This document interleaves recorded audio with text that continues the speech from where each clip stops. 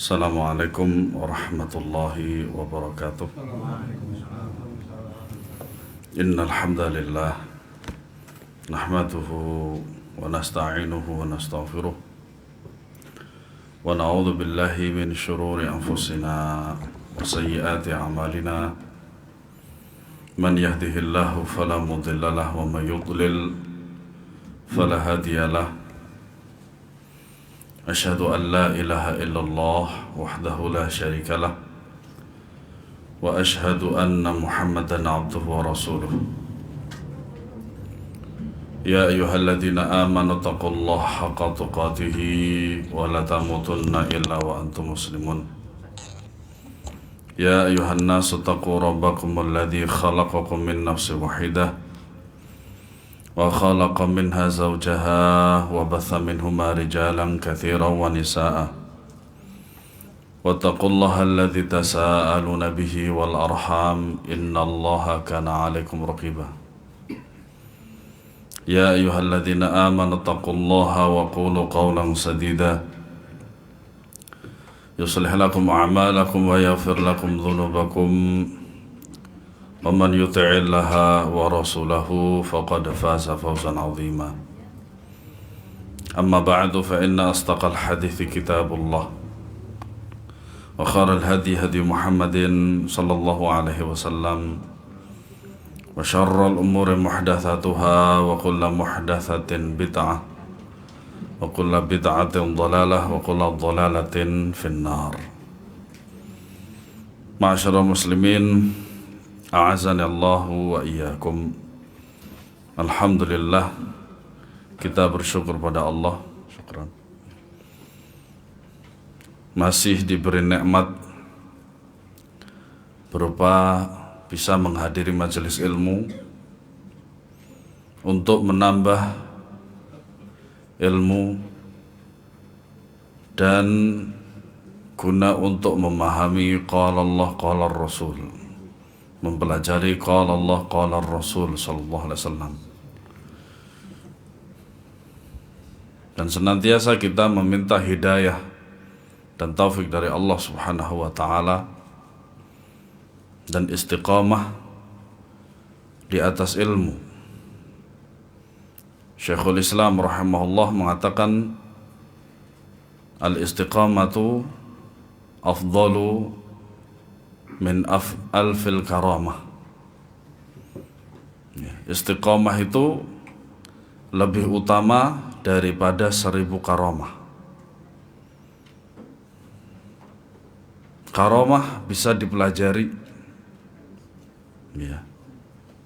Walaupun orang menganggapnya itu karamah, tetapi bisa jadi bagi Allah tidak, jikalau dia tidak berada di atas sunnah. Adapun istiqamah butuh ilmu, butuh kesabaran yang tinggi dan pengharapan serta pertolongan dari Allah Subhanahu wa taala. Ketika kita bisa duduk berjam-jam di depan komputer, di depan laptop,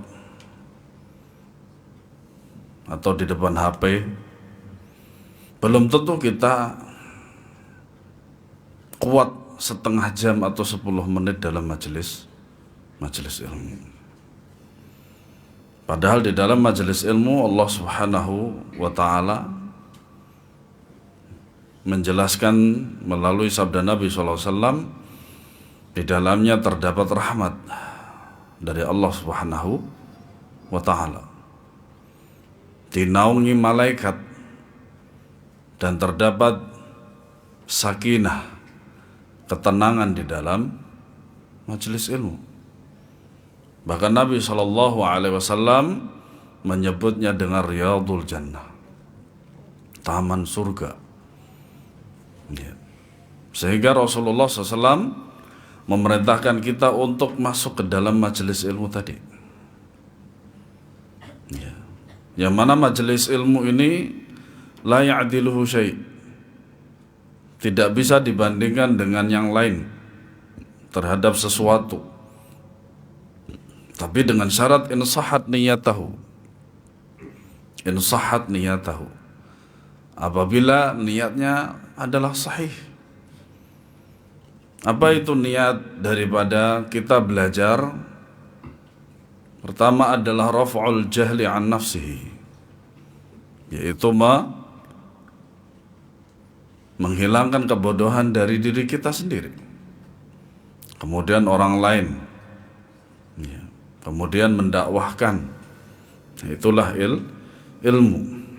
Dan ilmu itu tidak dapat diperoleh kecuali di dalam majelis ilmu, di dalam masjid, ya, di dalam majelis-majelis ilmu. Dan alhamdulillah dakwah sunnah di ibu kota, alhamdulillah sedikit demi sedikit melalui perkembangannya, ya, alhamdulillah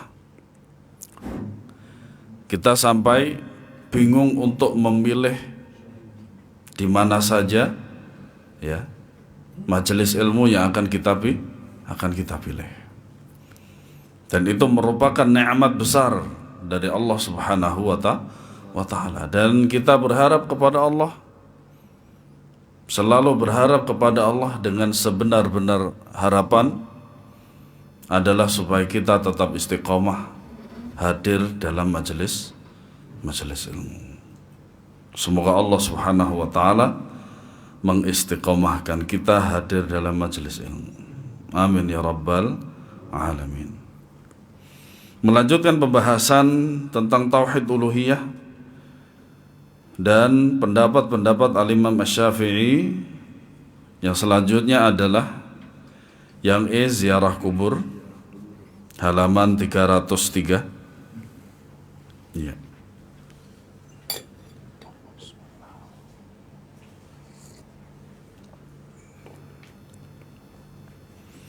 Imam Asy-Syafi'i berkata, boleh melakukan ziarah kubur. Beliau menyebutkan hadis dengan sanadnya dari Abu Sa'id Al-Khudri bahwasanya Rasulullah SAW bersabda, nahaitukum an ziyaratil quburi fazuruha wa la taqulu hujran. Aku pernah melarang kalian untuk berziarah kubur. Kenapa demikian? Karena pada awal-awal para sahabat mengetahui Islam dan masuk Islam, keimanan mereka, keislaman mereka belum kuat.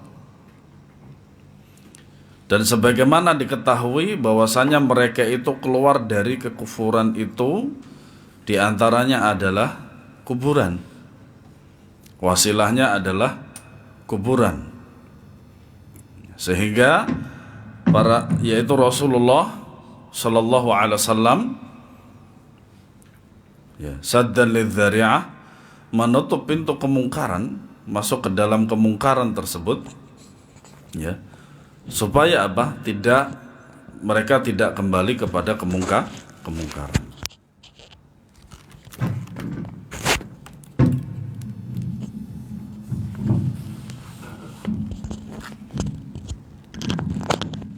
Ya.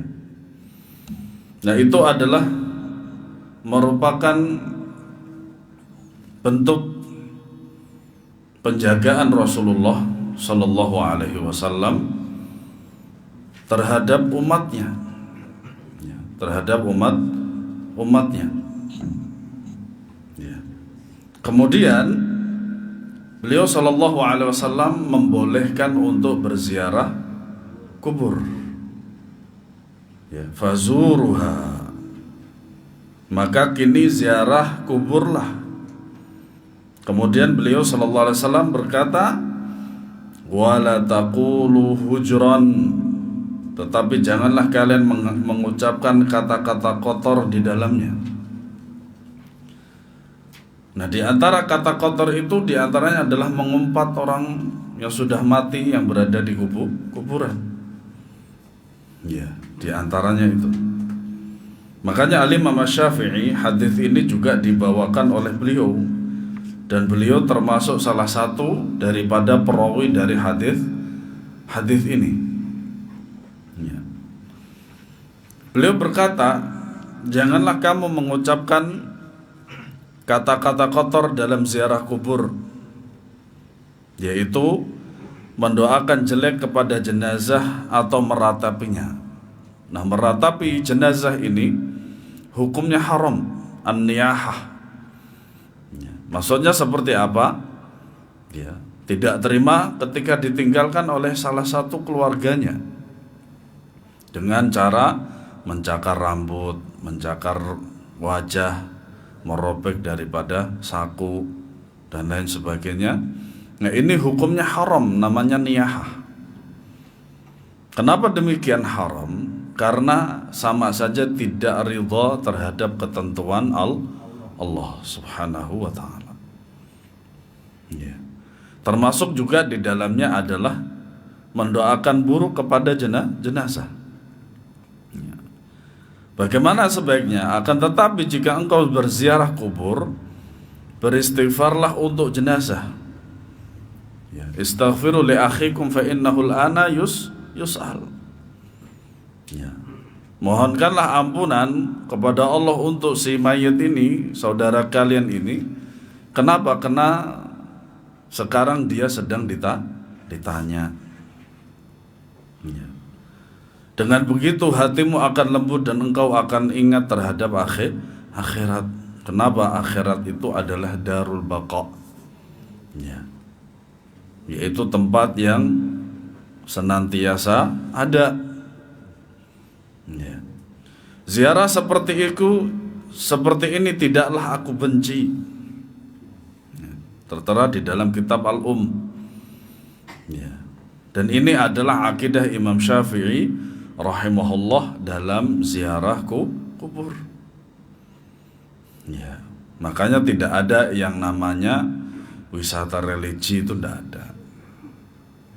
Ya. Kasihan masjid. Masjid itu menjadi sepi. Ya. Kalau antum lihat di kuburan-kuburan yang dikeramatkan itu, ya, masjidnya sepi. Ya, masjidnya sepi. Kasihan sekali. Imam Syafi'i melihat hadis yang melarang ziarah kubur telah dimansukh atau dihapus oleh hadis ini, yaitu yang membolehkan, tetapi dengan cara berdoa dan beristighfar yang bermanfaat bagi jenazah, sebagaimana disebutkan di dalam sunnah. Makanya tujuan utama dalam berziarah kubur itu adalah mendoakan si mayit, yang kedua adalah mengingat akhirat. Yang ketiga adalah pengingat untuk memperbanyak dan memperbagus daripada amalan. Manfaat ziarah kubur adalah melembutkan hati dan mengingatkan kita akan negeri akhirat. Sebagaimana disebutkan dalam hadis. Adapun ziarah yang dilakukan untuk meratapi atau untuk tujuan yang lain, sebagaimana yang dilakukan oleh orang-orang awam pada kuburan orang-orang yang disebut dengan wali atau kutub, ya, berupa permohonan kepada jenazah dan mencari berkah padanya, maka perbuatan ini jelas-jelas bertolak belakang dengan Islam, ya, dan boleh jadi dapat mengeluarkan si pelakunya dari agama ini. Wala'iyadzubillah. Kemudian para ulama membagi ziarah kubur menjadi 3 macam. Ya, yang pertama adalah ziarah yang disunahkan sesuai dengan syariat. Ya.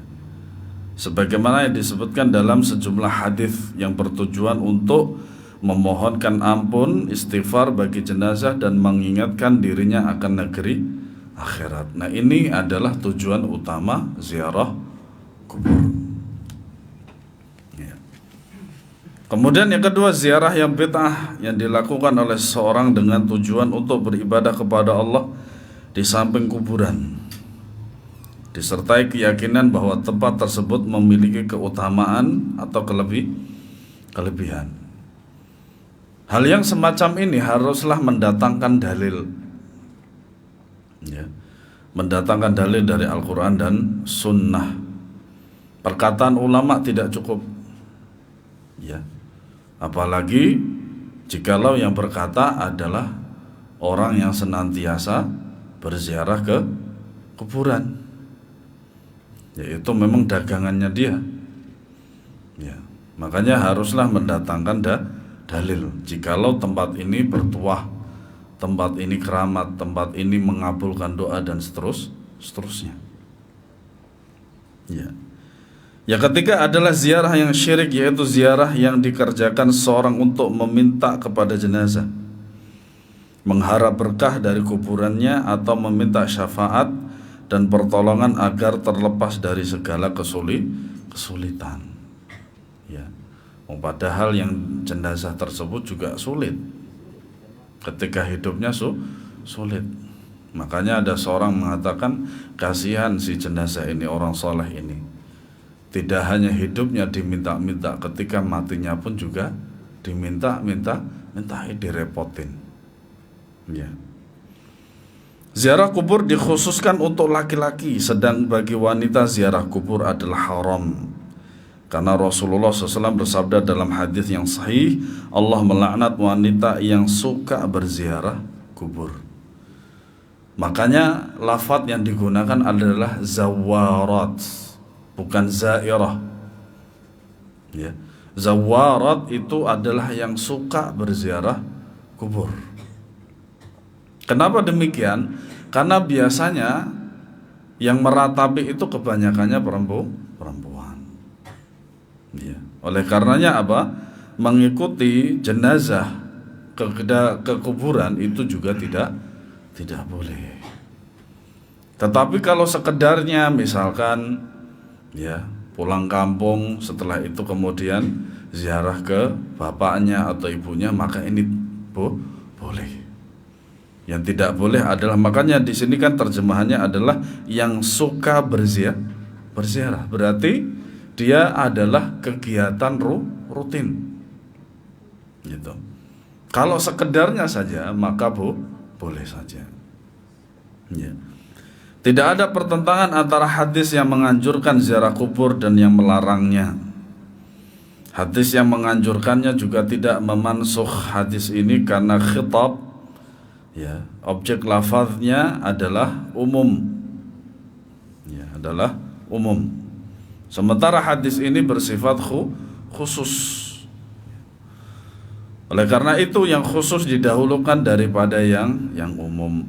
Taqdimut takhsis, ya, taqdimul khas 'alal 'am. Telah disebutkan pula alasan larangan tersebut, yaitu bahwa ziarah kubur oleh wanita mungkin saja disertai ratapan, raungan dan kesedihan, serta mendatangkan fitnah yang dapat menyakiti jenazah. Makanya dikatakan tangisan orang yang ditinggalkan itu juga akan bisa menambah siksanya bagi yang mati. Ya. Tapi kalau sekedarnya saja tidak apa-apa. Ya. Tapi kalau nangisnya nangis beneran, kemudian nangisnya itu sangat banget, nah itu tidak boleh. Ya. Karena hal itu akan membahayakan si mayit. Ya. Dengan kata lain, ziarahnya wanita ke kubur mungkin menjadi penyebab munculnya hal-hal yang diharamkan. Karena alasan itulah ziarah kubur bagi wanita diharamkan sebagai saddu dzara'i'. Ya, meskipun hal-hal tersebut hanya berupa kemungkinan dan tidak dapat dipastikan. Tapi dilihat dari secara umum kebiasaan seorang perempuan apabila ditinggal seperti itu. Ya.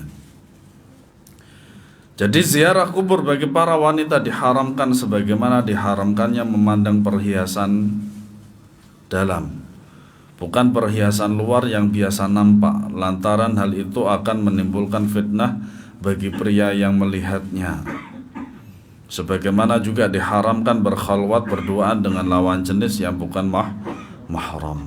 Nah, ini adalah untuk menjaga daripada menjaga kehormatan seorang perempuan. Yang mau ngopi monggo silahkan. Ya. sudah dicepaki sama musola. Ya digunakan monggo. Ya mau ngopi, mau ngeteh monggo. Gratis nggak bayar. Taib. Karena mengandung hal-hal seperti itu, ziarahnya seorang wanita tidak mendatangkan kemaslahatan yang seimbang dengan kerusakan yang ditimbulkan. Ya. Adapun jika tujuannya mendoakan jenazah atau mengambil pelajaran darinya, hal itu bisa dilakukan di rumahnya. Baik. Bagaimana kalau seorang perempuan ketika dia itu sedang umroh atau haji? Nah, di sana kan ada ziarah Uhud, ya, atau syuhada Uhud. Masuk tidak dalam hadis ini? Tidak. Ya, ada pengecualian. Kenapa demikian? Karena dia termasuk tidak suka ziarah. Artinya tidak masuk ke dalam kata tersebut. Yang dilarang itu adalah apa? Yang suka berziarah. Kalau memakai kata suka, berarti apa? Kebiasaan. Nah, kalau ini kan tidak. Kalau dia apa? Sempat aja. Kemana? Sempat saja kalau ke Saudi. Itu. Makanya ya, ketika ziarah dari syuhada Uhud ini tidak termasuk ke dalam hadis ini. Wallahu a'lam. Ya. Dan mu'alif, penulis buku ini menyaksikan tidak sedikit dari wanita yang melakukan hal-hal yang diharamkan, seperti meratap, menyobek-nyobek baju, mengangkat suara bercampur dengan pria, ditambah dengan meminta bantuan dan berkah kepada jenazah, serta hal-hal syirik lainnya dilakukan sebagian orang-orang kuburiyun. Ya, kuburiyun ini maksudnya adalah orang-orang yang mengagungkan kuburan. Ya. Nah, dengan demikian pendapat yang mengharamkan ziarah wanita ke kubur lebih mendekati kebenaran. Wallahu a'lam. Baik. Nah, juga diantaranya dalam permasalahan kuburan itu ada permasalahan yang sangat urgen sekali, sangat penting sekali untuk kita bahas, yaitu adanya pelepah daripada pohon yang ditancapkan di antara ujung dan ujung daripada kuburan tersebut. Dan ternyata apa? Ternyata mereka melakukan atas hadis Nabi SAW yang menunjukkan ada 2 kuburan yang sedang disiksa. Kemudian Nabi SAW mengatakan bahwasanya 2 orang yang disiksa ini bukan perkara berat, tetapi perkara kecil. Pertama, namimah, suka mengadu domba. Yang kedua adalah tidak menjaga dari cipratan air kencingnya. Kemudian Nabi SAW mengambil pelepah kurma yang masih basah, dipotong, kemudian dijadiin 2, dan kemudian ditancapkanlah di antara salah satu sudut atau ujung daripada kuburan tersebut. Nah, ini pendalilan dari apa yang beliau lakukan itu adalah pendalilan yang salah. Dalilnya sahih, belum tentu penerapannya sahih. Ya. Nabi SAW mengetahui keadaan kedua itu atas dasar info atau kabar dari siapa? Allah Subhanahu wa ta'ala melalui wahyu. Nah, sejak kapan selain Rasulullah SAW, setelah beliau wafat, ada orang yang mengerti gaib dan mendapatkan wahyu? Ya, wahyunya adalah wahyu dari syaitan tentu saja. Kenapa? Karena wahyu sudah terputus dengan putusnya atau wafatnya Nabi SAW. Itu satu. Yang kedua, memastikan bahwasanya orang yang di dalam kuburan itu disiksa. Nah, ini lebih parah lagi. Ya sama-sama parah sih sebenarnya. Poin pertama dan poin kedua itu sama-sama parah. Sama aja mendoakan dan memastikan bahwasanya yang di dalam kuburan ini adalah disiksa. Itu khata' besar, ya. Salah besar. Ya. Makanya syariat dalam kuburan itu apa? Cuman diberi batu saja. Bukan nisan yang berbentuk. Terlebih lagi jikalau dia adalah ustadz besar, syekh besar, kiai besar, nanti nisannya berbeda.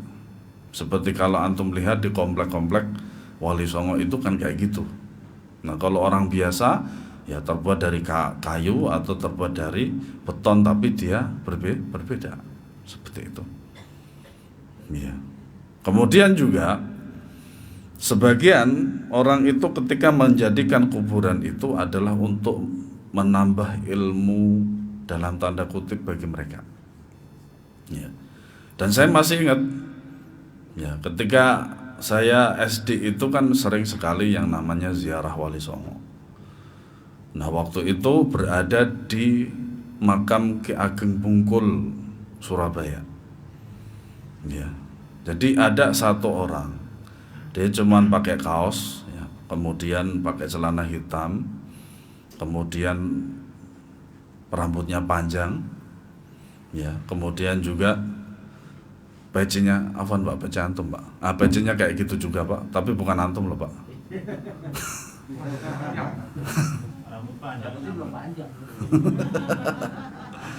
Nah, itu di samping salah satu kuburan, badannya bergetar. Ini sambil merem kayak gitu. Ya enggak ada tujuan lain dari orang itu mengerjakan itu kecuali untuk memperdalam ilmunya dia. Dengan cara datang ke kuburan yang mereka anggap soleh. Dan memang di antara salah satu objek daripada untuk memperdalam ilmu itu adalah datang ke kuburan. Anda tahu itu ya, seperti itu. Nah, ya, salafnya mereka itu. Nah, kemudian yang keempat adalah bersumpah dengan selain Allah. Nah, ini sangat berbahaya sekali. Telah kita ketahui bahwa Allah mengutus Rasulnya Muhammad sebagai penyuruh manusia kepada tauhid dan mengingatkan mereka dari perbuatan syirik dengan segala bentuknya. Sebagai bukti dari kesungguhannya dalam masalah ini, beliau telah menutup setiap pintu yang menjurus kepada kesyirikan, sekalipun hanya berupa kata-kata yang maknanya tidak dimaksudkan oleh yang mengucapkannya, seperti bersumpah dengan selain Allah. Rasulullah SAW melarang hal itu dalam sabdanya, ala innallaha yanhakum an tahlifu bi abaikum man kana halifan falyahlif billahi aw liyasmut. Ketahuilah sesungguhnya Allah melarang kamu bersumpah dengan bapak-bapak kamu, ya, demi bapak saya, begitu maksudnya ya. Barang siapa yang bersumpah hendaklah bersumpah dengan menyebut nama Allah atau diam. Ya, demi Allah, wallahi, billahi, tallahi. Itu lafaz yang digunakan untuk qasam. Makanya disebut dengan huruful qasam. Ya. Larangan ini tidak hanya berlaku untuk sumpah dengan nama orang tua, tetapi juga untuk segala sumpah dengan selain Allah, karena yang menjadi patokan ukuran adalah keumuman lafaz, bukan kekhususan sebab. Sebagaimana yang telah ditetapkan dalam kaidah. Nah, ini kaidahnya. Apa itu? Patokan ukuran adalah keumuman lafaz, bukan kekhususan sabab. Ini saya lupa lafaznya, tapi kata ini, ya, kalimat ini adalah kaidah usul fikih. Ya, kalau antum bawa pulpen, antum garis bawah, itu kaidah usul fikih, yaitu dari dari awal patokan ukuran adalah keumuman lafaz, bukan kekhususan sebab. Ya.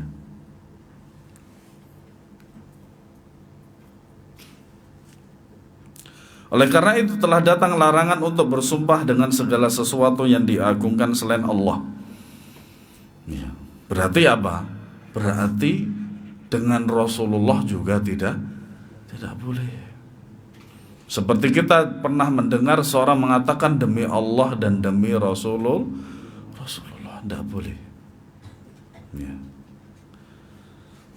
Seperti pada hadis Abdurrahman bin Samurah, ia berkata Rasulullah SAW bersabda, la tahlifu bit-tawaghi wala bi abaikum.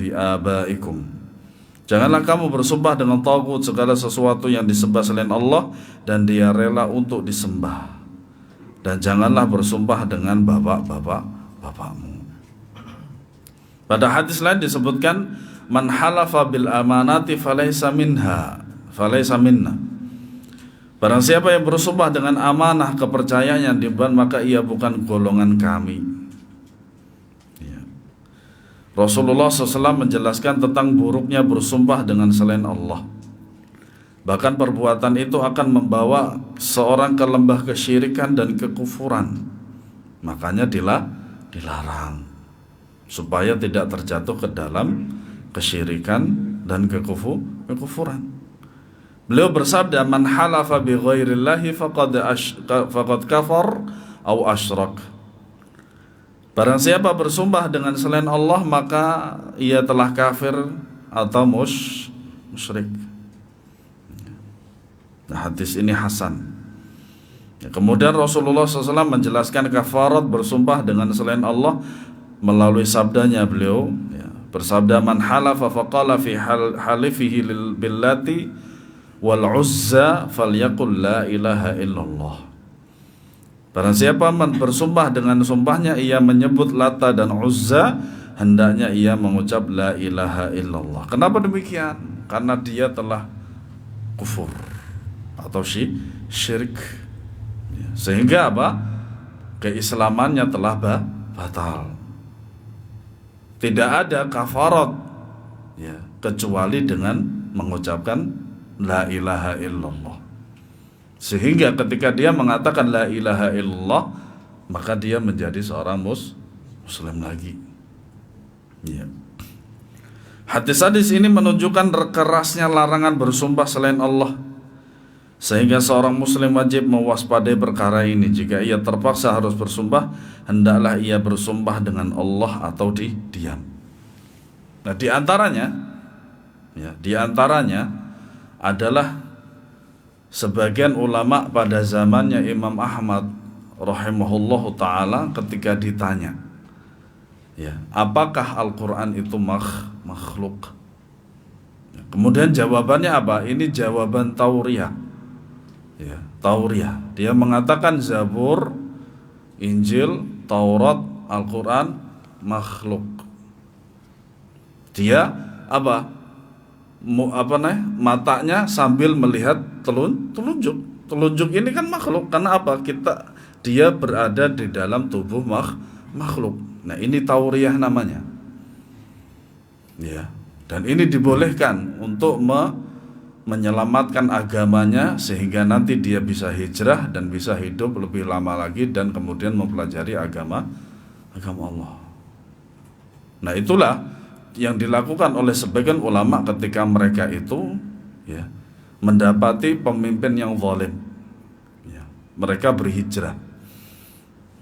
Terutama jikalau adanya pemimpin yang zalim itu menjadikan berbahaya bagi agamanya.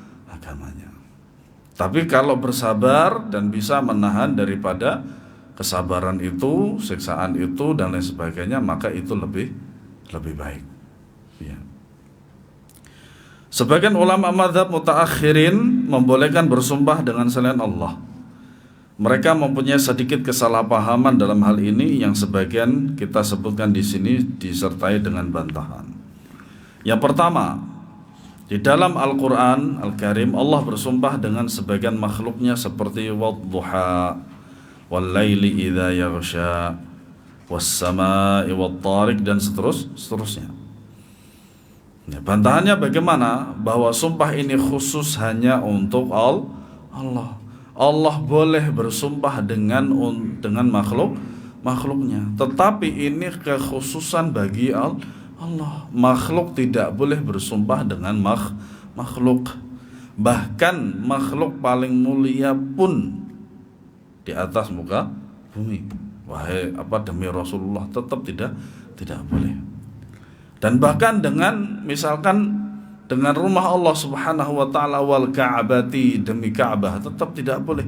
Akhirnya Rasulullah SAW memberikan solusinya, yaitu wa rabbil Ka'bah, dan demi Rabbnya Ka'bah. Ia boleh bersumpah dengan apa saja yang Allah kehendaki dari makhluknya. Sedangkan si hamba tidak boleh bersumpah dengan selain Allah. Ya. Yang kedua, sebagian golongan Rafidhah berkata, jika bersumpah dengan selain Allah itu buruk bagi manusia, maka mensucikan Allah subhanahu wa ta'ala dari bersumpah dengan hal-hal tersebut adalah wajib. Al-Quran dan Sunnah telah menunjukkan adanya sumpah dengan selain Allah, dan itu tidaklah buruk bagi Allah. Oleh karena itu, ia juga tidak buruk bagi manusia. Ya, ini syubhat, ya, syubhat. Bantahannya bagaimana? Kita diwajibkan mematuhi perintah dan larangan Allah, maka larangan yang datang kepada kita wajib ditinggalkan. Selain itu, kita tidak butuh kepada filsafat yang kering seperti itu, ya, karena memang filsafat itu ya dasarnya adalah ateis, tidak percaya terhadap Tuhan. Makanya orang-orang yang belajar filsafat itu bingung sebenarnya dia, ya, bingung. Allah telah memberi sanksi kepada Fir'aun. Saat itu ia berkata, faqala ana rabbukumul a'la. Seraya berkata, akulah Tuhanmu yang paling tinggi. Itu artinya buruk bagi manusia, bahkan suatu kekufuran. Allah subhanahu wa ta'ala berfirman, sabbihisma rabbikal a'la. Ya. Nah. Kemudian yang ketiga, ada sebuah hadis yang diriwayatkan Imam Muslim dan lainnya dari Talhah bin Ubaidillah radhiyallahu anhu. Ia berkata, seorang laki-laki dari penduduk Najd datang kepada Rasulullah. Setelah itu laki-laki tersebut menyampaikan sesuatu kepada Rasul yang tidak dapat dipahami oleh para sahabat waktu itu. Setelah beliau didekati oleh para sahabat, ya, ternyata ia bertanya tentang Islam, si laki-laki tersebut. Tentang ucapannya, beliau bersabda, ia telah beruntung demi bapaknya apabila ia benar. Ya. Dalam sebuah riwayat disebutkan ia masuk surga demi bapaknya kalau ia benar. Ya. Dalam Sahih Muslim juga dari Abu Hurairah radhiyallahu anhu, ia menuturkan, seorang laki-laki datang kepada Rasulullah kemudian bertanya, wahai Rasulullah, sedekah yang bagaimanakah yang paling besar pahalanya? Rasul menjawab, ketahuilah demi bapakmu engkau akan ku beritahu, yaitu engkau bersedekah ketika engkau sehat, ya, takut miskin dan mengharapkan kekayaan. Janganlah menundanya sampai nyawamu di kerongkongan. Engkau katakan untuk si fulan segini dan fulan segini. Nah, bagaimana bantahannya? Nah, para ulama memberi bantahan dengan beberapa jawaban yang lebih mendekati kebenaran, wallahu alam, bahwa ucapan itu disampaikan oleh Rasul SAW sebelum mengucapkan hadis yang berisi larangan. Nah itu, makanya mengetahui asbabul wurud daripada hadis itu sangatlah penting untuk mengetahui latar belakang daripada hadis tersebut diucapkan oleh Nabi SAW. Ya. Jadi hadis pada yang di atas itu adalah dimansukh atau dihapus oleh hadis yang melarang sumpah dengan selain Allah. Ini adalah pendapat yang banyak dipilih oleh para ulama seperti Al-Imam Al-Mawardi, Al-Baihaqi dan At-Tahawi, ya. Jadi jelas perkataan beliau sallallahu alaihi wasallam, demi bapakmu itu sebelum datangnya larangan, ya. Maka jelaslah bahwa halih bersumpah dengan selain Allah hukumnya tidak boleh, dan dalil yang dijadikan pegangan oleh mereka yang membolehkannya adalah tidak layak untuk dijadikan dalil berdasarkan bantahan-bantahan di atas. Wallahu alam, kata beliau.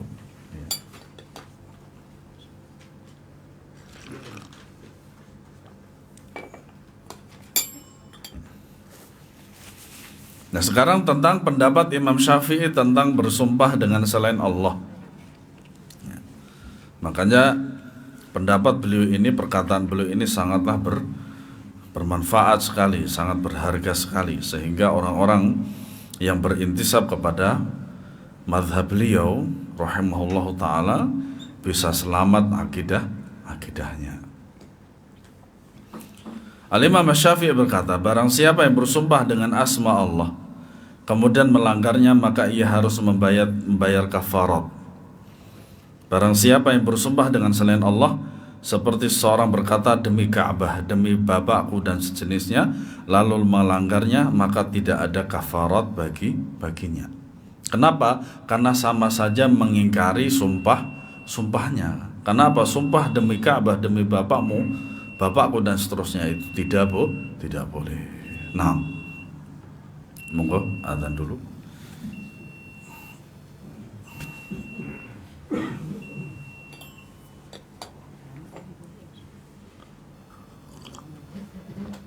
Oh,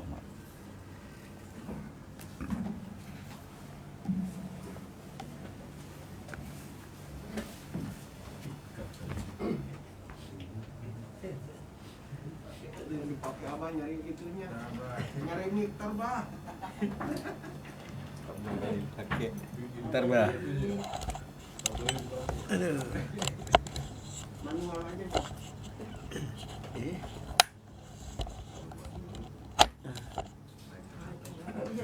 Bentar. Zaman dulu kan naik aja naik tangga. Iya. Di kampung gitu belum ada pemasangan aja. Naik ke tongkar. Pakai tangga lagi bukan yang merah, Bah. Kan sudah. Bisa naik bisa turun. Ya. Aspa.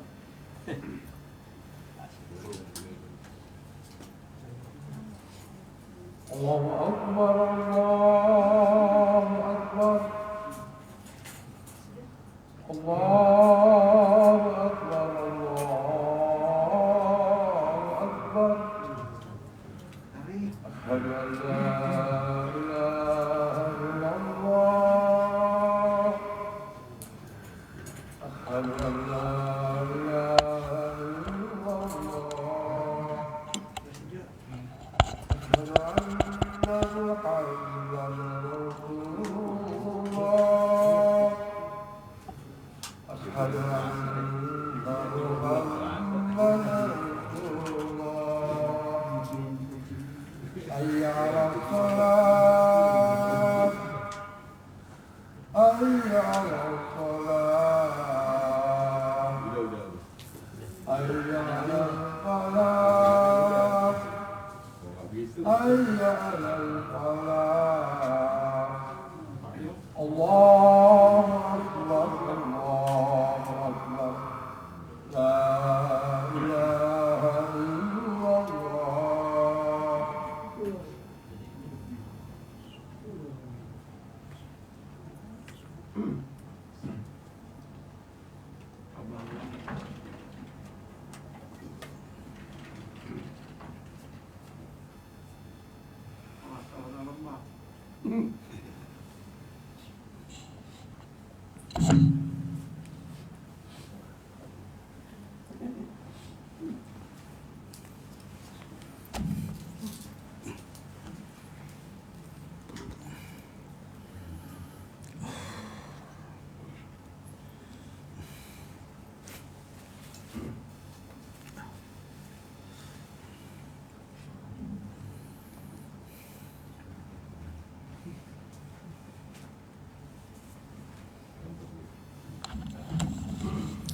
Bismillahirrahmanirrahim. Alhamdulillah, salatu wassalamu ala rasulillah.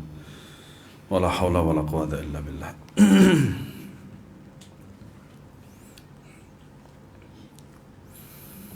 Kemudian dengan sanadnya Imam Syafi'i menyebutkan sebab Rasulullah SAW mengucapkan hadis ini, yaitu karena beliau mendengar Umar radhiyallahu anhu bersumpah dengan bapaknya.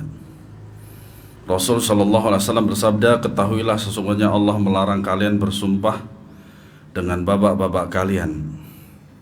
Umar berkata, wallahi aku tidak pernah bersumpah seperti itu lagi. Ya.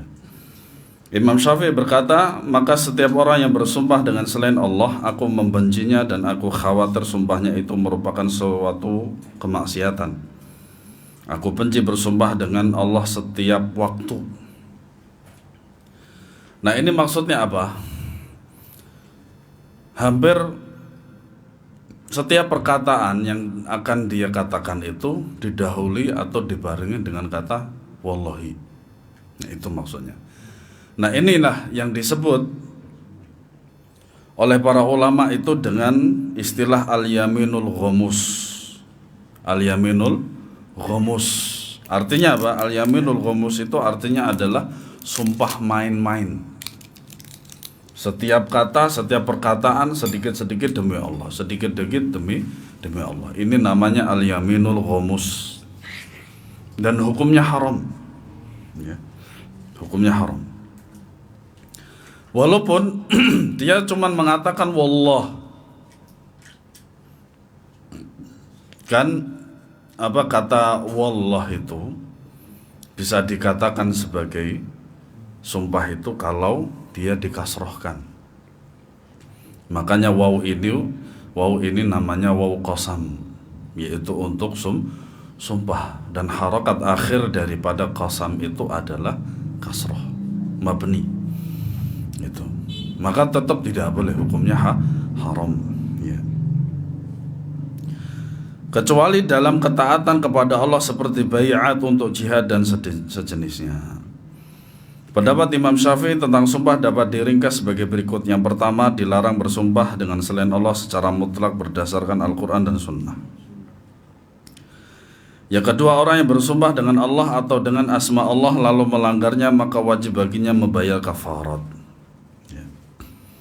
Yang ketiga, bersumpah dengan selain Allah adalah makruh dengan artian haram. Nah, ini yang pernah saya jelaskan, bahwasanya pada zaman Imam Syafi'i istilah makruh itu adalah istilah lain daripada haram.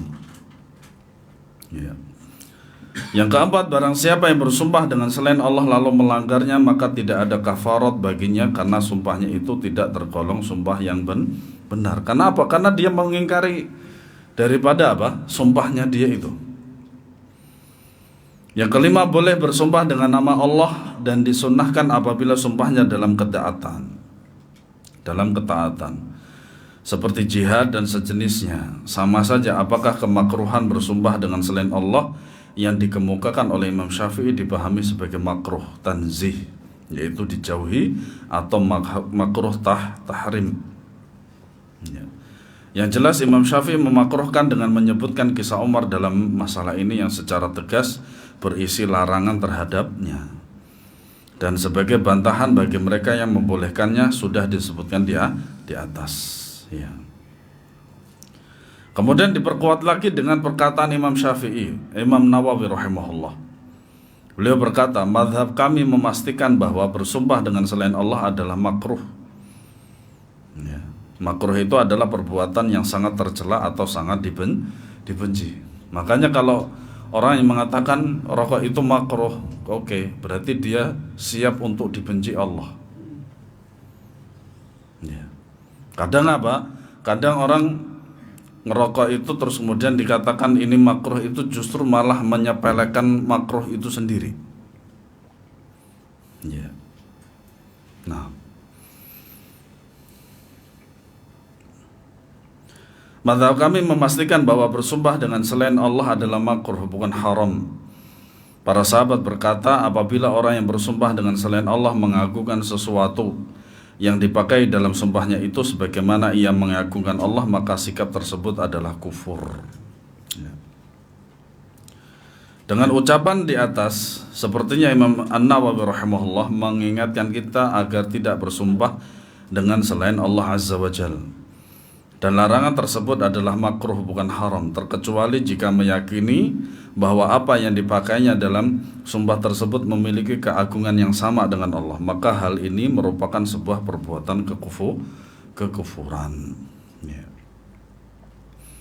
Apabila engkau bertanya kepada orang yang bersumpah dengan menyebut selain Allah tentang alasan mengapa ia melakukan, ini penting banget itu.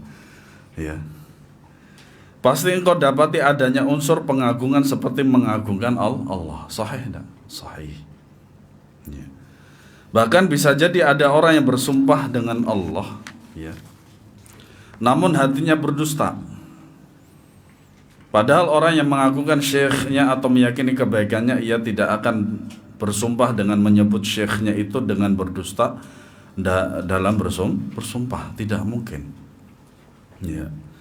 Dewasa ini telah dikenal di kalangan pelaku bid'ah bahwa orang yang ingin menyumpah seorang tidak melakukannya kecuali dengan menyebut syekhnya, karena ia tidak dapat berdusta dalam sumpahnya. Nah, ini ya biang daripada kekufuran dan kebid'ahan. Ini terjadi karena kecilnya iman yang dimiliki dan kurangnya pengagungan terhadap Allah. Semuanya disebabkan oleh kebodohan dan keberpalingan mereka dari dinullah, agama Allah yang agung. La haula wala quwwata illa billah. Dalil-dalil tentang keharamannya telah ya penulis kutipkan pada pembahasan sebelumnya. Ya, wallahu alam bissawab. Semoga bermanfaat.